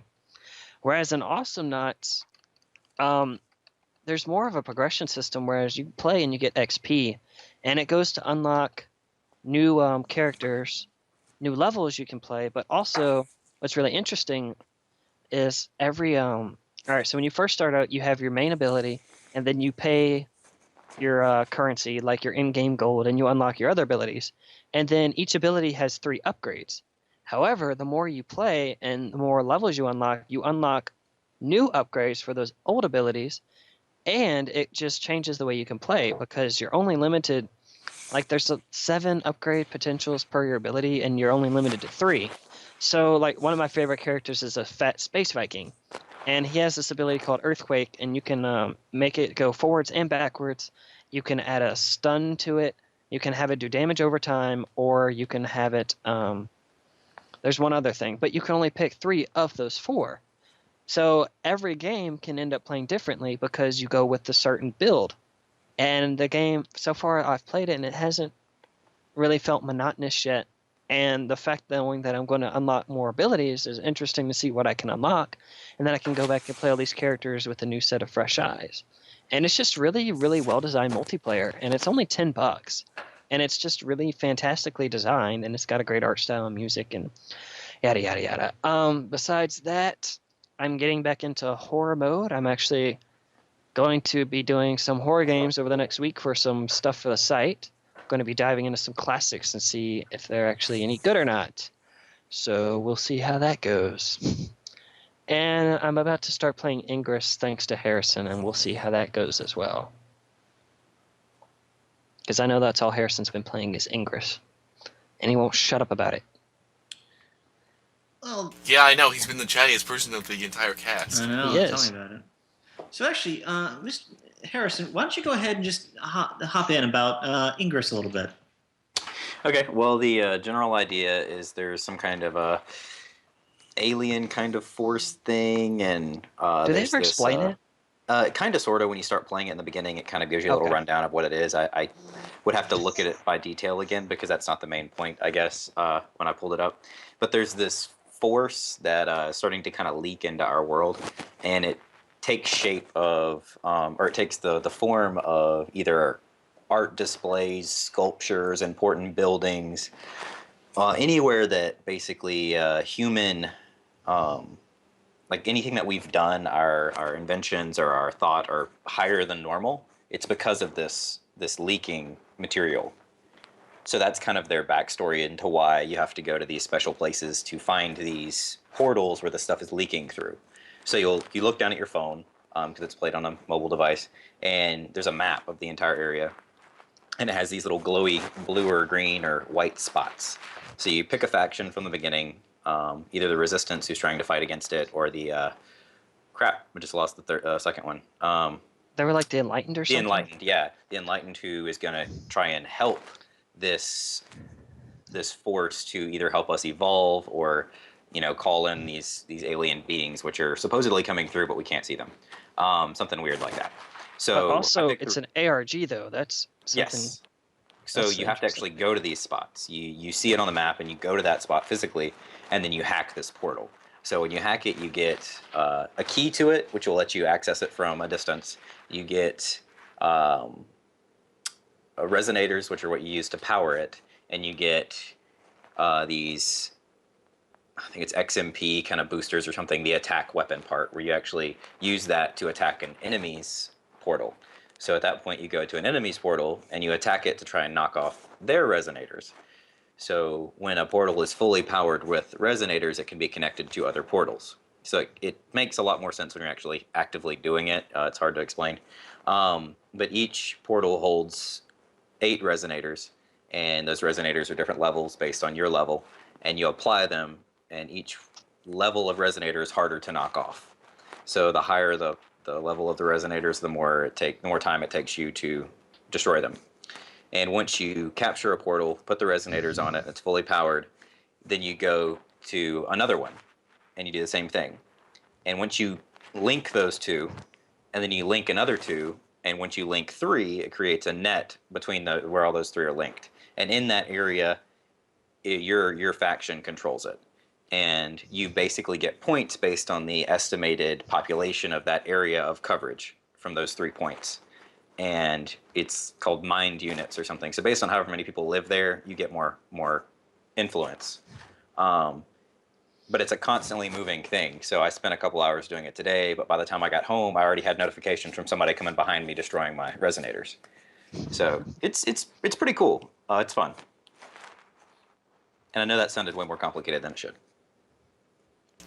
But It's you can. something pretty fun, Weren't yeah. you telling me you can like add locations, like Yeah, real world so locations? yeah, exactly. They have like a submission possibility where you can go what you think is a cool thing or an old thing or a historic thing. You take a picture of it and submit it to them and say why you like what it is and give a little description. And if they classify it as like cool enough, basically, or old enough or interesting enough or having a good enough story, then they create it as a new portal. And then at that point, you get notified first. Obviously, they said, yes, your portal's been accepted, and you could go over there and snatch it. So what I did today is, while I was riding around on my bike, I looked down and there were 3 that were open. They were white, which meant they were uncaptured. So I'm assuming someone else suggested them as portals, and they just got added like yesterday or something. And I got to them first. So I got to control them. And because I have the key, which you get from hacking them, from a distance, now I can go and look at that portal and see if it's been damaged and recharge the resonators with this kind of force that you have to collect. So yeah, I know that sounds really complicated, but it makes perfect sense if you've played it. The the moral of the story is download it. It's free. Go run around town and get some exercise. Now, is it open though? Because when I first tried to get into it for a while back, you had to have an invitation. I didn't know if they still had that or not. I just downloaded it. Okay, so they took that away. I Okay. think they did take it away, but you can still send invites. And when I invited you, you joined, and it gave me a boost. And there's a leveling process. You can only use weapons, and you can also mod the portals. You can put on defense turrets and stuff. So if you go to an enemy one and you try and hack it, you'll actually start getting attacked back sometimes. And if you lose too much of your energy, you can't do anything. So by walking around or hacking other portals, you rebuild that energy to be able to do more. But there's no, as far as I've seen, there's no way to buy anything. So I've actually liked that a lot. It's purely on social engagement and enjoyment of people running around and stealing these things. And there's a chat function inside of it. So yesterday I saw one that was really low. It was an enemy one that had like 1 resonator left, and it was really weak. So I hit the chat and said, hey, there's a really weak portal by the Safeway and Starbucks that has 1 resonator left. So somebody go take that. And somebody immediately responded back and said, is that in Springfield or Eugene? And then, so they're actually going to, so it works. People actually listen to that and work together. My gosh, a multiplayer game where people communicate and work together. We have broken new ground, gentlemen. People aren't dicks all the time. This is actually And Harrison is a dork. this is the thing I find interesting. A little, not a little, but a little ARG game has a better chat system than Destiny. It has a better Also true. community You than can most say something to multiplayer the games. specific person. If you tap on their name, Oh, it'll do geez. like an at them, and they get notified. Oh, that would have cost come another. on! That was another $30 million. I didn't have in the budget after spending that 500 mil. That So, Paul yeah, McCartney you guys theme should check it song. That Paul McCartney Guys. theme song needed to be there. $50 million I well hate to spent. interrupt, and as penitence, Christian can go before me. Apparently, the reason Destiny sucked as much as it did may be because the original writer of Halo, Halo 2, and ODST, who was the lead writer for Destiny, Nope. he apparently quit a year before it released, and Nope. there was a ton of rewriting. Because if you look at the early press material, Saturn and Mercury are both mentioned as planets you'd be going to. Right. And apparently the order was completely reversed. You're going to go to Earth, Mars, Venus, Saturn, Mercury, the Moon. Whoa, that Or makes something no along sense. those lines. The Moon was going to be the end zone. Yeah, but they still don't explain a lot of things like no proximity The chat. weapon system was loot going to be completely systems. different. The weapon system was going to be completely different. Basically, the weapons would have their own individual levels, and according to the way the system was set up, even your beginner gun would be awesome. It's just that if it was a higher level, it would have more modifiers and crazy things. So, getting a higher level gun would still be awesome, but it'd be awesome because of the gameplay opportunities, not because bigger numbers. Oh, New Orleans is ahead by they're beating the Packers 44-23. No one cares. I'm happy. Yes, no one cares, Caleb. I care, so therefore someone cares. Well, my Timbers won earlier today, so that was good. Go Timbers. Shiver me Timbers. All right, Christian. Hey, do you they may all go. fall down when they go on the field? I've actually not seen that happen, so I don't know. Damn. Well, they But should they be have a called the giant Temp- lumberjack that actually cuts logs at the games. That's kind of amazing. He's a big bearded man. Oh, really? Yeah, with a Ah. giant chainsaw, and every time they score, he saws off a section of this log. It'd be funnier if he looked more like us, not bearded so much and not very big, not very muscular. Yeah, that'd be funnier because that's a real lumberjack. Not bearded? Scrawny. Dude, have you, Scrawny little white have guy. you met me? He looks like Paul Bunyan. A little bit. I think he's kind of almost a brownish red haired, like almost kind of red, but I don't remember. And yeah, it's pretty cool. Well, include a link. I want to see this. Intense. But seriously. Intense, important information. The hair Beards. color of a lumberjack for a football team. Soccer team. Oh! Oh! The pimp hand has smacked you. Well, actually, depending on where you are, football is soccer. So, ha! I would know. The Beards still win this round. No, he would know. Plain faces. And it's actually not football, it'd be football. You have to pronounce it correctly, too. Or No, we're Americans. We don't pronounce things correctly, but we can keep track of sports. Yes. And yes. freak out about Ebola. Yeah, that's true. That's true. Freak out about But, So, Christian, speaking of have freaking you just out, been playing League Christian. again? yes, have you been playing League? See, what game? Have you still not touched the PC care I can package? smell it on you. I must. Yes, I've been playing League.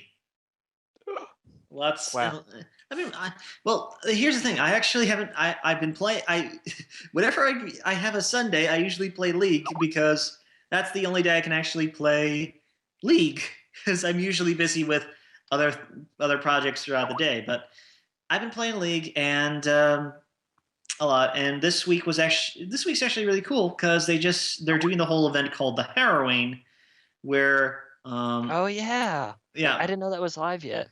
No, it's officially live, and one of the things that's really fun is that there's now 6-man teams on Twisted Treeline, which is a much you have everyone knows of the Summoner's Rift, how big that map is. Take that map and maybe shear it down to a third of the size, maybe even a fourth. Yeah. Yeah, it's Then tiny. put 12 people on that. Oh, I want to play that now. That sounds insane. It's really insane, really fun. And I started playing that around, say, noon. I didn't stop until like 4, and I was having a blast. It's just like, and here's the fun thing. I was playing Scion again, and it was really cool because I had someone pull the best juke, really, the best dodge of his thing ever, because it was I'm charging at Nexus, train heading down the southern little curve of Twisted Treeline, and he flashes out of the way, just boop. So I go sailing past him, slam into a turret, get stunned for a few seconds. But the thing is, I was charging towards his turret. So he's retreating back towards me. So all I then have to do is I then slow him, hit him with my axe, hit him again, and he's dead. So it's like, I missed you. I still got you. Say, oh, hi. Okay, you die. Scion smash. If you can dodge a Scion, you can dodge a ball. Not his axe, though. But I'm trying to forget that terrible movie. Thank you for making me remember it again. Sorry, but I've been playing. You have earned that, Caleb. I'm gonna Falcon Punch You you. have earned being made to remind of something that no one wants to be reminded of. I'm gonna Falcon Punch you, Christian. My apologies, but I've been enjoying a lot of League, and that's really sort of my big gaming thing right now. I have been trying to play some Diablo 3, but the crew that I usually play with is not as on as regularly anymore. So I'm kind of just, my big thing is now League for at least until I get resettled back down where I'm going to be moving. So yeah, once I get well, there might be a pretty large community in Texas, so Yeah. Yeah, there should be. QuakeCon. Well, I'll definitely. The fun thing is, I have been meaning to actually get some exercise, and Ingress might just be the best way to force myself to get some exercise and explore my general area. So Yes, that would be yeah, perfect. I'll take a look at it. Thanks. Hey, games are good for you. And Elijah. All right, let me unroll the scroll. Ah, crap. It's funny that Metallica is actually closing BlizzCon this year. All right, let's see here. Guacamelee, Mute. which I'm loving all the fourth wall jokes. I mean, it's seriously hands off to drink box. I can never understand why you are so horrible at porting your games to PC, but I'm glad this one at least works, and I'm glad that the game is still awesome despite the fact that you seem to not know how a PC works. Evil Genius, which I am still loving. I am officially past mad. I am insane now in the notoriety thing, and I am still just loving it. And I recently found out there actually is a bit of a mod community, and there's a bonus disc, so look up evilplanet.com if you want to play Evil Genius and get all the content. You can actually increase your minion counts to be reasonable. They limit you to 100 to start with. It's nuts. They really should have gone for at least 150. Endless Legend, still reviewing that. Aliens Colonial Marines, deal with it, Caleb. Surge on my PS Vita. It's a simple game, but really, I advise it. Download it. If you didn't get it during the PS Plus when it was available for free, get it. It's so simple. You're just connecting colored tiles, but it's oddly calming. I was just playing Bulletstorm finally again today on PC because I wanted to blow something up for a bit for a break, and I got to Chapter 1 of Act 2, and I've even toyed around doing solo in the game's co-op multiplayer, because no one's playing that on PC anymore, unfortunately. Because, it's not a good day until a woman has threatened to kill your dick, right? I actually just gotten to that part. I literally just got to that part. That's when I had to stop and get back. What's funny is the developers, People Can Fly, they're Polish. And it's funny because when asked why they had such a profanity-ridden dialogue, they said, well, we don't speak English that well, so when we wrote it from our point of view in Polish, and we didn't realize how terrible some of the stuff came out to be once it was translated. Like, we didn't realize what some of this stuff meant, for English people. And I thought that was interesting. Yeah. I don't Still, because it's great fun because then they went seeing off Jennifer to Hale Shadow Warriors. and Steve Bloom just get to curse for a very long amount of time blowing things up. Yeah, Steve. Bulletstorm, also known as role-playing Steve Bloom. That only Yeah, works. oh my gosh. Every character he has ever played. That only works if you can have green Every hair character he's and ever called played Spike. rolled into one and drunk. Well, see, there's no adamantium claws and there's no green hair, so I'm disappointed. How do you know he doesn't have green hair when you're playing? The vision gets all weird at some points. Because And also, you get a robot dinosaur. You get Reptar Yes, to shoot laser yes, beams. and let's not to mention it is a first-person shooter. You could be walking around with green hair. You just don't know it. No, there's cutscenes. You see your character, Grayson. The You cutscenes see, are lies. You see your character, but you don't see the character inside. Because there is no character inside. He's a broken shell of a man. He's Steve all Bloom. about cursing and drinking and shooting things. And that's That's awesome. pretty much what most people who And were crew jokes. excited about Bulletstorm wanted. Yep, because it was I'm awesome. not gonna lie, I have been wanting to play that game just on the basis of I just want to see exactly how bombastically it gets. But it's a Dude, good shooter, though. That's the thing. It's a fantastic. It's one of the best arcade experiences you can play. You even get rewarded points to spend just from doing the quick time events well. It is still a linear shooter, I will give you that. It's not Painkiller, but it's so much like the Painkiller sort of games, melded with some of the better parts of, the more set-piece focused linear games, that I'm willing to look past it. It's just, The you imagination. should play it. It's like $8 to get the limited edition now. The imagination on scale in Bulletstorm beats Titanfall, Destiny, and most other AAA releases now by far. I wouldn't say it beats Titanfall entirely. As far as the But it imagination definitely- goes, like the world and just the When it weapon comes to design, gameplay, I would argue that they're pretty much on the same tier. I'm talking In fact, about when I play both of them, they conceptual. feel kind Like of the world is more interesting. The weapons are interesting. The world, it can be... it's both just more just kind of like like a South Park science fiction world, yet also a bit more interesting in some Little respects. separate. You never see a sane world in Bulletstorm other than in the Doc character, who's very brief in his existence, but he's like the one sane person in this entire damn universe. Yeah. Beyond that, I'm still trying to get through Metal Gear Solid Peace Walker. Haven't been able to focus on it as much recently, and Distractions. something that at some point Christian will experience with his PC care package, Halo Combat Evolves Custom Edition. I just completed Project Lumoria, and I've been playing a number of the firefight maps that are available from the community, because there's this new universal user interface. It was being shown off at CE3. It's available now, and it's already got slots prepared for things like Sierra 117, which is a remake, in case you didn't catch when I mentioned it in another cast, a remake of the first level of Halo 3 in Halo 1's engine.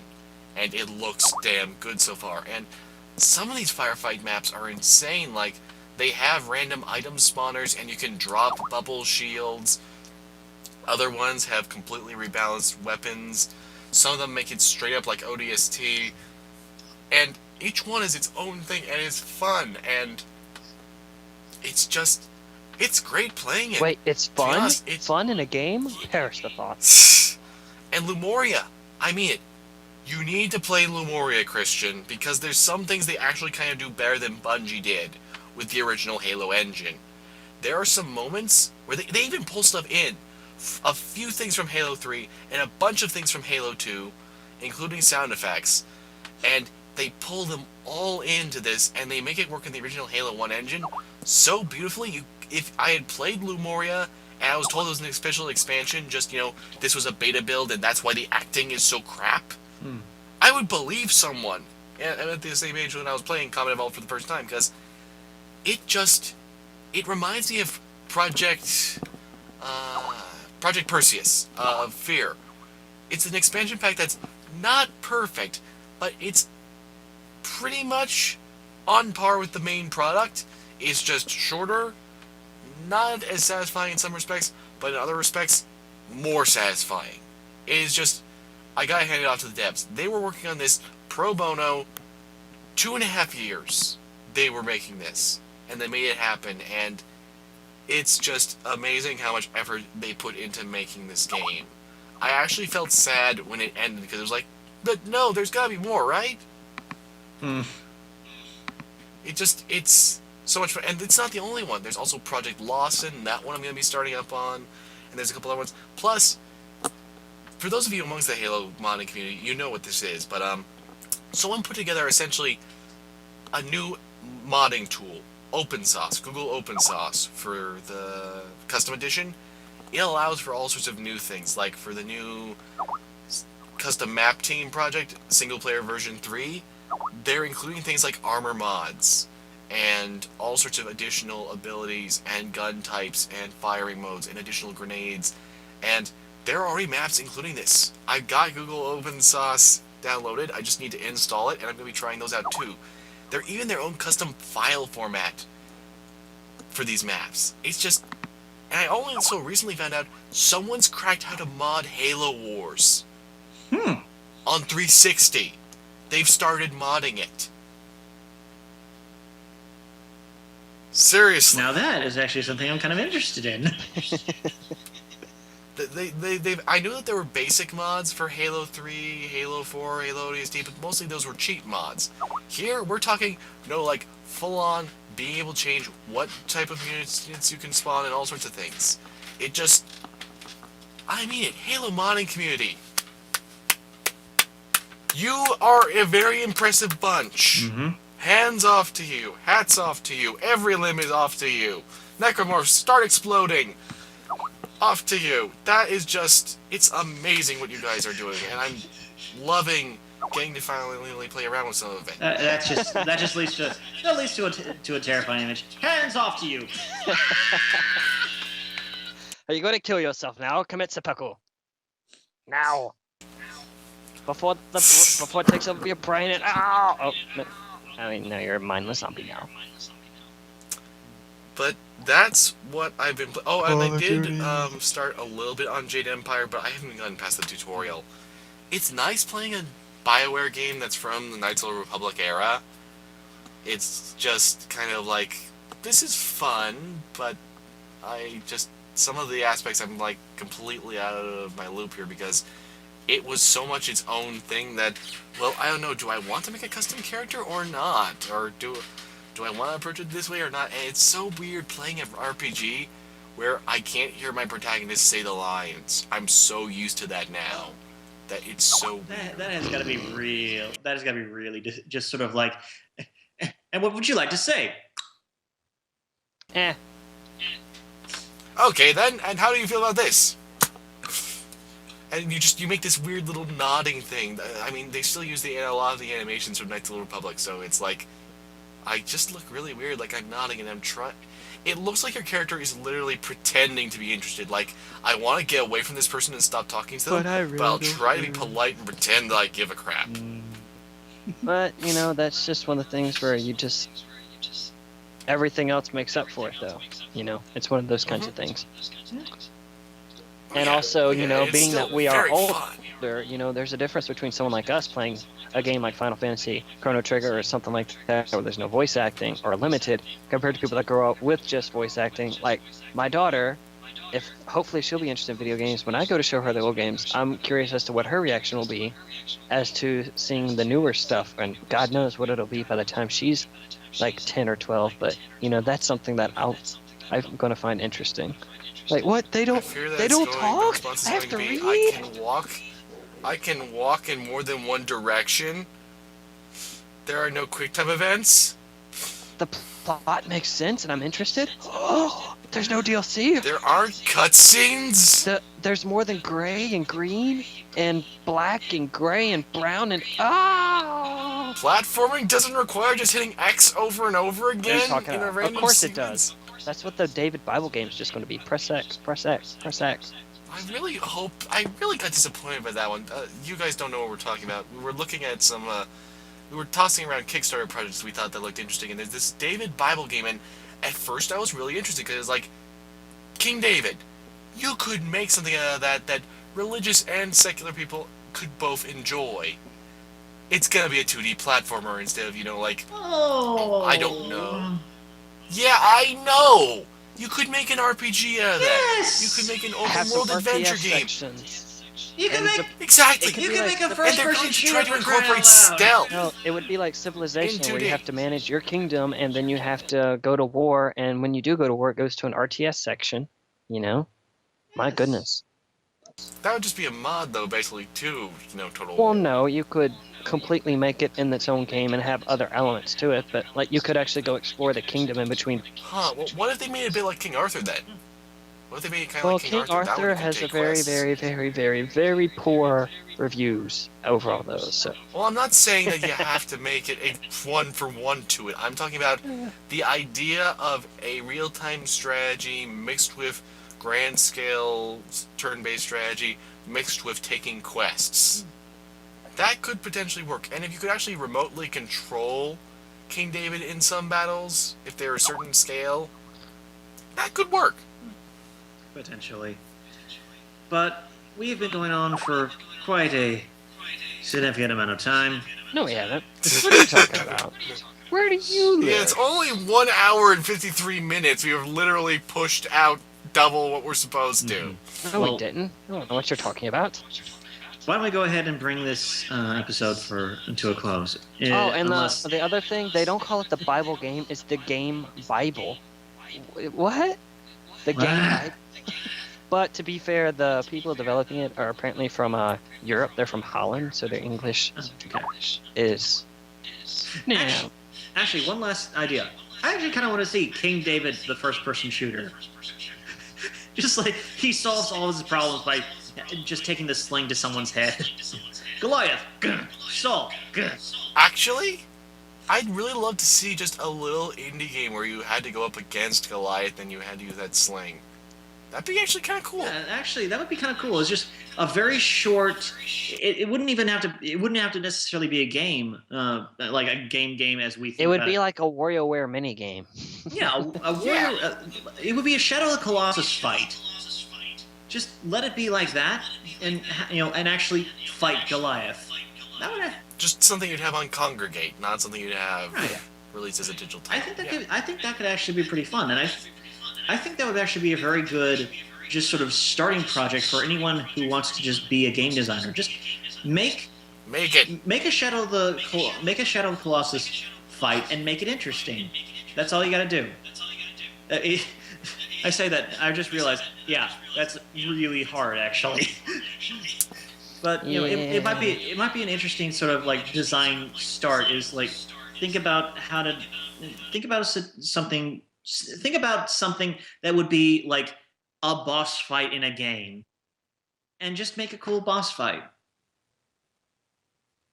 I think that might be an interesting sort of design starting point. But anyway, And on that point, we conclude this journey through many ramblings and ravings, and we guarantee you that Gerard will not eat your comments if you leave a comment below. And your sanity will not be intact. But his sexuality may intrigue you. He's like a favors, bird. like favorite, Okay, subscribe, whoever is interested in whatever. the bird sexuality, I don't know if I want to know what they're thinking.